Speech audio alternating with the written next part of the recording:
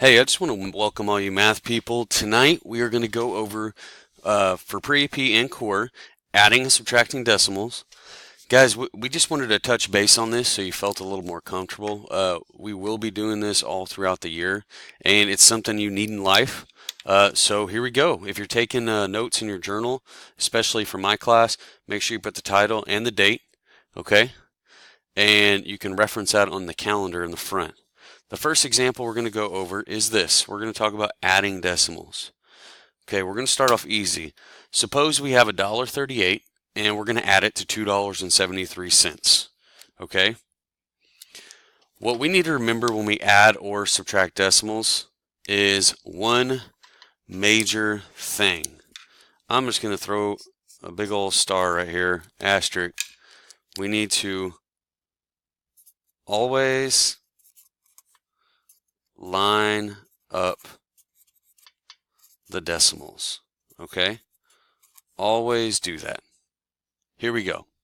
So if I had $1.38 plus $2.73, I want this decimal to be right under that decimal. And now I can go ahead and do it. And if you want to, you can press pause, try to add this, then check your answer in a moment. So 8 plus 3 is 11. Now I have 7 plus 3 is 10, plus another one is 11. And 2, 3, 4. And bring this decimal straight down, okay? So if you add those two together, you get $4.11. It's pretty easy, right? Okay, let's move on to a different example. Let's make it a little more difficult. Let's pretend we have 17 hundredths plus 5 tenths. 17 hundredths plus 5 tenths. Okay? So, same rule applies, guys. You want to line up your decimals. So I'm just going to write this down first. I'm going to write down my 17 hundredths. Oh, sorry. I'm going to write down my 17 hundredths, and I'm going to add it to my 5 tenths. Now, look where that decimal is. My advice is put that decimal down and put the 5 right next to it, because it's in the tenths place. Okay? Now, you notice, is there anything directly under the 7? No. So you can go ahead and add a 0. I always put these dots here. I call it like a ghost 0, or some of you kids from elementary call it a phantom 0. It's not really there, but nothing there is the same thing as a 0. So it's a good idea to add your 0 so you don't get confused. So now you do 7 plus 0 is 7. 1 plus 5 is 6. Bring that decimal straight down, and you just bring this 0 down. So again, 17 hundredths plus 5 tenths. Set it up like this. Your answer is going to be 67 hundredths. Pretty easy, right? Okay, I'm going to go over one more example, but this time we're going to throw a whole number in there. Okay? So I'm going to scoot this up. Let's disregard that other writing. Let's say I have the number, let's go with 3. My son just turned 3, so let's go with that. Let's go with 3 plus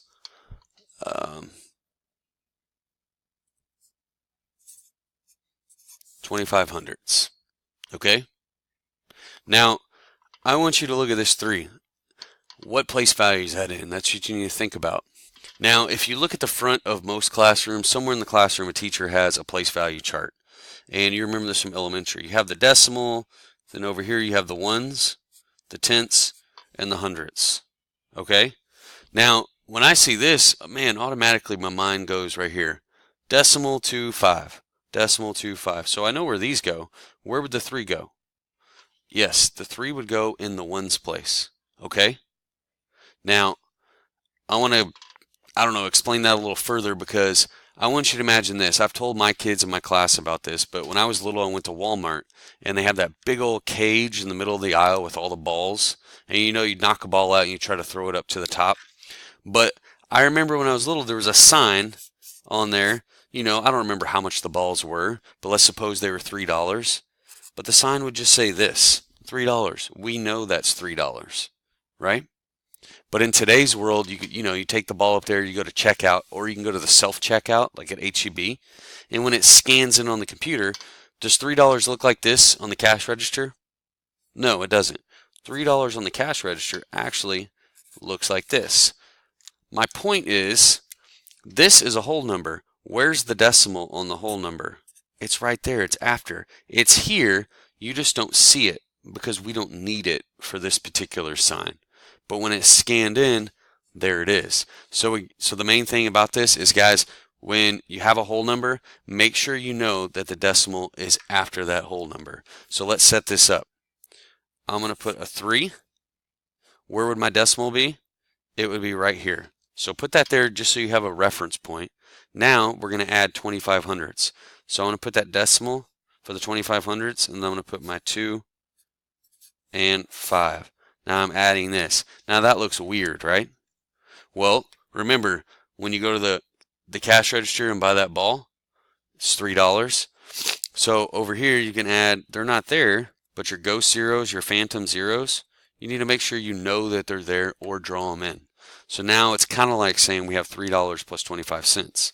So 0 plus 5 is 5. 0 plus 2 is 2. Bring that decimal straight down, and then we have the 3. So that's kind of the basics of adding decimals, okay? Line up the decimals is the most important rule. And the other thing is, whenever you have a whole number, make sure you remember your place value chart. So when you have a whole number, make sure you remember your place value chart, and on a whole number, your decimal is always after that whole number. So if we move on to the second part of the video, we're talking about subtracting decimals, okay? Subtracting decimals, ladies and gentlemen, is the same thing as adding them. The most important rule we need to remember is we line them up, okay? You need to always line up your decimals when you add and subtract them. So we're going to kind of do the same thing. The first problem we're going to talk about is money. So if you have $5.16, and let's say you go to the food court and you buy like a little snack or a meal, and it's $2.75, how much change are you going to have left? Well, let's set it up. Let's take our $5.16 and let's subtract $2.75. Do you see how we lined up the decimals? They're right there. Now, if it helps you out, you know what? I would even suggest right after you set it up, just take this decimal and drop it straight down. Once you do that, you never have to worry about it again. Okay? So here we go. Let's get after it. What is 6 minus 5? It's 1.